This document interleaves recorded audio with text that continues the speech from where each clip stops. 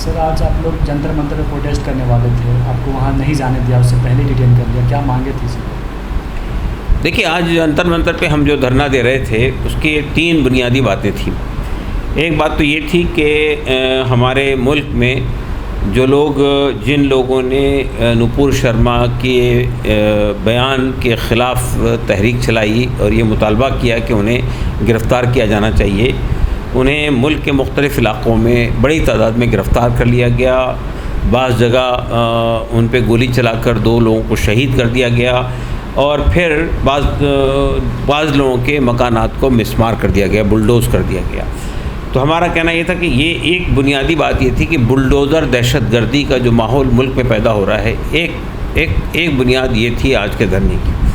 दूसरी बात ये थी कि मुल्क में जो गिरफ़्तारियाँ हो रही हैं, ख़ास तौर से ह्यूमन राइट्स में काम करने वालों की, मीडिया में जो लोग असल तस्वीर दिखा रहे हैं दुनिया के सामने, उनको, जैसा कि अभी हाल में तीस्ता से तलवार को और श्री कुमार को गिरफ़्तार किया गया गुजरात के मामले में, और उसके बाद फिर मोहम्मद ज़ुबैर को जो आल्ट न्यूज़ के थे उनको गिरफ़्तार किया गया।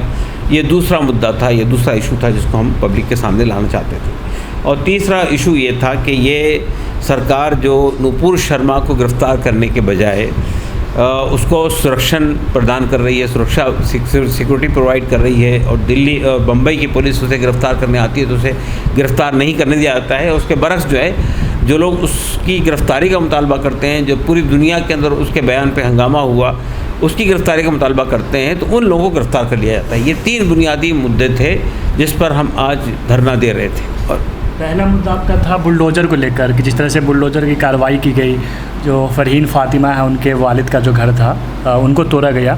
लेकिन सवाल ये कि सर बुलडोज़र तो बहुत पहले चला, लेकिन अब जाके आप प्रोटेस्ट करने जा रहे थे।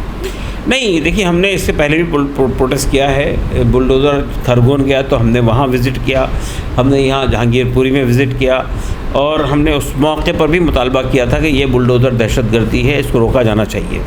लेकिन अब जब ये सिलसिला दराज होते होते उत्तर प्रदेश तक पहुँच गया और उत्तर प्रदेश के वज़ीर आला ने ये बयान मीडिया में दिया कि जिन लोगों ने पत्थर चलाए थे जुलूस एहतजाज में, प्रोटेस्ट में, हम उनके घरों को बुलडोज़ कर देंगे, तो ये सवाल ये पैदा होता है कि सरकार, अगर कोई आदमी जुलूस निकालता है और पत्थर चलते हैं तो उसका फ़ैसला कोर्ट करेगा कि भाई कौन आदमी मुजरिम है और उसको सज़ा क्या मिलनी चाहिए। ये तो सरकार का काम नहीं है।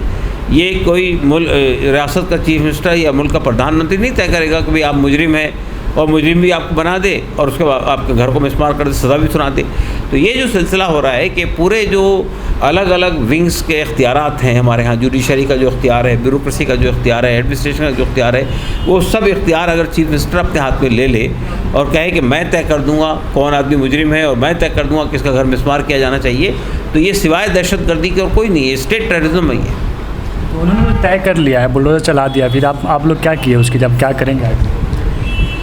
देखिए, पहली बात तो ये है कि हमने बुलडोज़र जो चलाया गया, हमारे जावेद मोहम्मद जो पार्टी के कौमी हमारी जो वो फेडरल वर्किंग कमेटी है उसके मेंबर हैं, और आफरीन फ़ातिमा जो हमारी फेडरेटी की सेक्रेटरी हैं, उनके वालिद हैं, उनके घर को जब डिमोलिश किया गया तो उस मौके पर हमने यहाँ दिल्ली में भी एक प्रेस कॉन्फ्रेंस की और फिर लखनऊ में प्रेस कॉन्फ्रेंस की और फिर इलाहाबाद जाकर हमने कोर्ट में केस दाखिल किया है, और आज ही वो केस सुनवाई पर आया था और उसको सरकार को 1 दिन का टाइम दिया गया जवाब देने के लिए।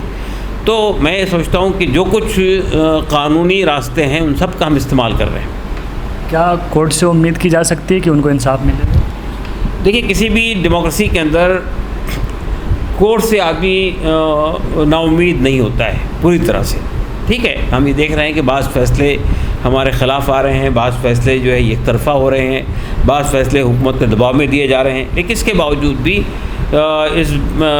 हमारे पास जो रास्ते अवेलेबल हैं उसमें से एक रास्ता कोर्ट का भी है, उसको हम इख्तियार करेंगे। दूसरा रास्ता अवाम में जाने का है जिसको आज हम इख्तियार कर रहे थे, जिसे हमें रोक दिया गया। मेरा सवाल इसीलिए था कि 19 साल तक जकिया जाफ़री कोर्ट के इंसाफ के लिए लड़ती है, लेकिन वो आखिर में वो हार जाती है। तो क्या लगता है कि वो फिर जो आप जिस तरह से जावेद साहब के साथ हुआ, वो फिर वो सरकार या कोर्ट उनको इंसाफ दे पाएगी? देखिए, जकिया जाफ़री साहिबा के साथ जो कुछ हुआ वो बहुत अनफॉर्चुनेट है। सुप्रीम कोर्ट से हमें ये तवक्को नहीं थी कि वो इस तरह का फ़ैसला कहे, वो देगा। जिस बारे में 2002 के दंगों के सिलसिले में पूरी दुनिया जानती है कि किसने करवाए थे, क्यों करवाए थे, किसने नुकसान उठाया, किस तरह नुकसान उठाया, सरकार की भूमिका क्या थी, पुलिस का क्या रोल था, ये सबको मालूम है।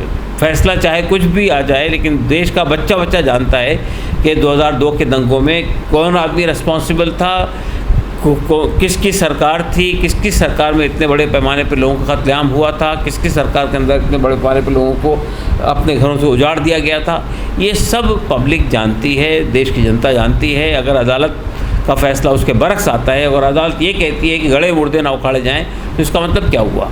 भी फैसले तो ऐसे ही होते हैं, कभी 10 साल में, कभी 20 साल में फैसले होते हैं। तो ये कोई अगर जुर्म आज से 10 साल पहले हुआ हो या 20 साल पहले हुआ है, वो उसको सज़ा नहीं मिली तो उसको उठाने का हक़ हम में से हर आदमी को हासिल है। आज आप लोग प्रोटेस्ट के लिए जा रहे थे, आपको पुलिस ने पहले डिटेन कर लिया, पुलिस ने क्या कहा, प्रोटेस्ट क्यों नहीं कर सकते? ये तो प्रोटेस्ट को फ्रीडम ऑफ स्पीच है, फ्रीडम ऑफ एक्सप्रेशन है, फ्रीडम टू प्रोटेस्ट है, ये सब कॉन्स्टिट्यूशन हमारा संविधान हमको राइट्स दिया गया है, वो इसके ऊपर तो हम कर रहा हूँ।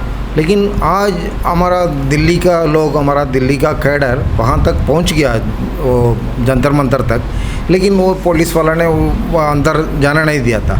लेकिन यहाँ पर हमारा ऑफिस में कुछ लोग बाहर से आया, वो लोग, ये दिल्ली का नहीं है, ये हमारा पूरा देश में 8-10 राज्यों से लोग इधर ट्रेनिंग के लिए आया था।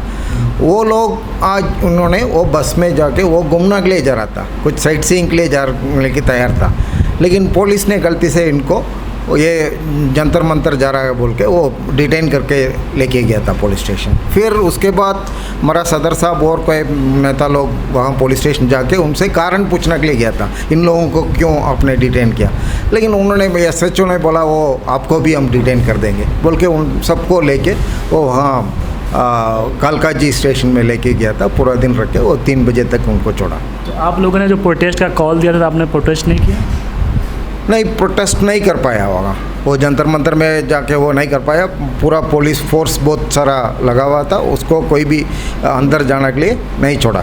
फिर हमने यहाँ वो तो पुलिस स्टेशन से 3 बजे के बाद यहाँ आया था। फिर हमने जो लोग अभी रिलीज़ होके आया था उनको तो हमने वो हम रिसेप्शन दिया था यहाँ तक ऑफिस में।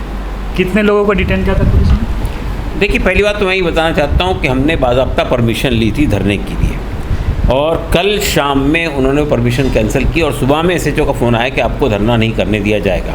हमने ये कहा था उनसे कि ये धरना जो हम करने जा रहे हैं ये पीसफुल धरना होगा, कि उन्होंने कहा नहीं, मुल्क के हालात ख़राब हैं, कम्युनल माहौल है, आप धरना नहीं करेंगे। तो हमने कहा हम किसी विशेष वर्ग के ख़िलाफ़ धरना नहीं दे रहे, हम तो सरकार के ख़िलाफ़ धरना दे रहे हैं। लेकिन उनका नहीं, आप अगर आप धरने पे आएंगे तो हम आपको गिरफ़्तार कर लेंगे। आज हमारे धरने में विकास नगर से, विकासपुरी से और जाफराबाद से और शहीद नगर से, कई जगह से लोग आ रहे थे, और यहाँ से भी अबुल फजल से भी जा रहे थे। तो ये जो हमें यहाँ डिटेन किया गया, तकरीबन मेरे साथ में 17 और लोग थे जिनको यहाँ डिटेन किया गया। कितने बजे आप लोगों को छोड़ा? 3:30 बजे उन्होंने हमको रिहा किया। 3:30 बजे कहा कि अब आप जा सकते हैं। तो आपने प्रोटेस्ट का कॉल दिया कि 10:30 बजे आज प्रोटेस्ट किया जाएगा जंतर मंतर पे, लेकिन प्रशासन ने आपको रोक दिया। फिर आगे का प्लान क्या है कि प्रोटेस्ट आगे भी करेंगे या फिर? देखिए, कोई भी पॉलिटिकल पार्टी के सामने जो डेमोक्रेटिक रास्ते हैं वो तो अवेलेबल होते हैं। आज धरना नहीं करने दिया, कल धरना करेंगे। आज हमारे यहाँ धरना नहीं हुआ, केरला में बहुत जगह धरने हुए हमारे गिरफ्तारी को लेकर, बंगाल में धरने हुए हमारे गिरफ्तारी को लेकर, और उससे पहले भी धरने होते रहे। तो धरना देना तो हमारा अधिकार है, संवैधानिक अधिकार है, हम देंगे। जब भी कोई मुद्दा खड़ा होगा किसी भी विषय के ऊपर में हम जाएंगे। और हमने अभी फैसला ये किया है कि हम यानी नवंबर के अंदर पूरे मुल्क में एक जन आंदोलन छेड़ने जा रहे हैं हम लोग, बेरोज़गारी के ख़िलाफ़ में और जो बढ़ती हुई महंगाई के ख़िलाफ़ में, जो आवाम के असर मुद्दे हैं जिससे ये सरकार डाइवर्ट करने की कोशिश कर रही है। देश में एक और मुद्दा चल रहा है, ये मोहम्मद जुबैर जो पत्रकार है, ऑल्ट न्यूज़ को फाउंडर को गिरफ्तार कर लिया, उस तरह से देखते हैं? नहीं, ऑल्ट न्यूज़ के मोहम्मद जुबैर को जो गिरफ़्तार किया गया बिल्कुल गैर कानूनी गिरफ़्तारी है। और ये जो है न, ये लोकतंत्र के अंदर जो आवाज़ें हैं उसको दबाने की कोशिश की जा रही है। जुबैर ने बहुत सारे ऐसे वीडियो, ट्वीट्स और ये सब चीज़ों को सामने लाया था कि जो फेक थे, जो वेक थे, जो गलत तरीक़े से लाए जा रहे थे, उनकी पोल खोलने का काम जुबैर साहब कर रहे थे। उन पे ये इल्ज़ाम लगाना कि वो कम्युनल माहौल पैदा कर रहे हैं, बिल्कुल गलत इल्ज़ाम है। और जिन लोगों ने कम्युनल माहौल पैदा किया, जिन्होंने कम्युनल स्टेटमेंट दिए, जिन्होंने गुस्ताख़ रसूल का रोल अदा किया, उनको तो आप गिरफ़्तार नहीं कर रहे हैं, उनको आप सुरक्षा प्रदान कर रहे हैं, और जो लोग उसको एक्सपोज करते हैं उनको आप गिरफ़्तार करते हैं। तो हमने आज की जो धरना हमारा था उसमें मोहम्मद ज़ुबैर की गिरफ़्तारी को भी हमने शामिल किया था। क्या लगता है कि ज़ुबैर मुसलमान है इसलिए टारगेट किया जा रहा है? ये सरकार ने के अब तक जितने इक़दाम हैं तो उससे तो यही लग रहा है ना, एक विशेष वर्ग को टारगेट करने की कोशिश की जा रही है और उससे समाज को पोलराइज़ करने की कोशिश की जा रही है। लेकिन ये जो आज एक विशेष वर्ग हो रहा है, कल और कोई विशेष वर्ग हो जाएगा, परसों कोई और हो जाएगा।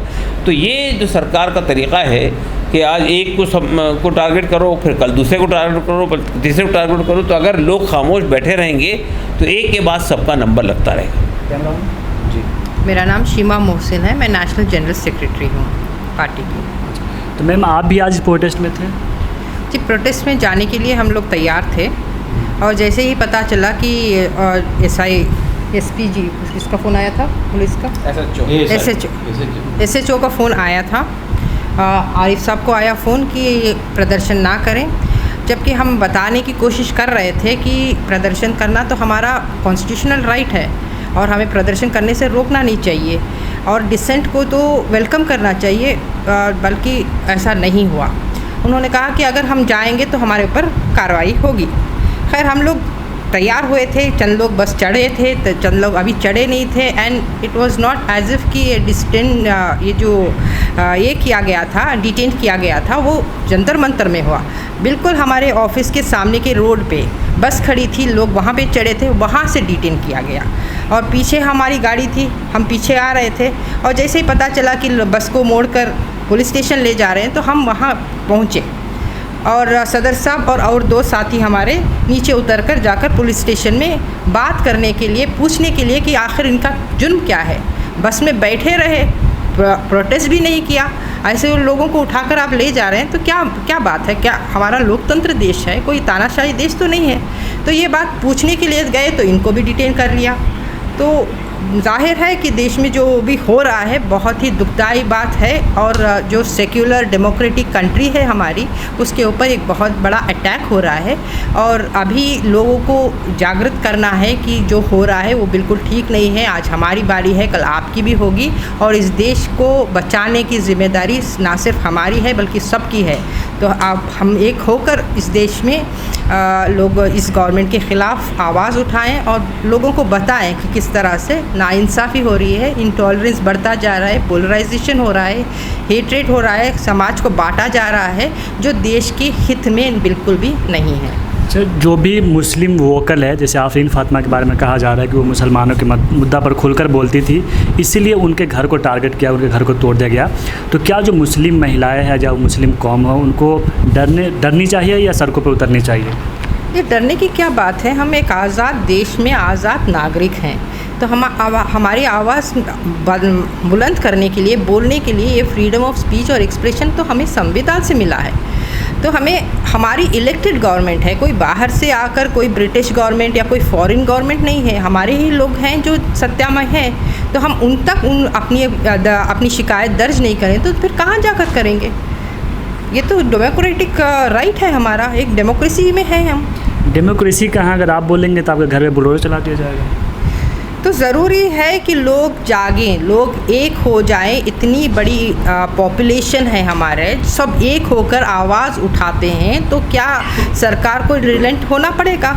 जिस तरह से श्रीलंका में भी इन्होंने कोशिश की कि लोग एक्चुअल जो मुद्दे हैं उससे हटकर हिंदू मुस्लिम वगैरह का जो भी उन्होंने किया वहाँ पे, लेकिन आखिरी में क्या हुआ? पूरी जनता तो एक हुई, आवाज़ उठाई, सरकार को हटा दिया वहाँ से।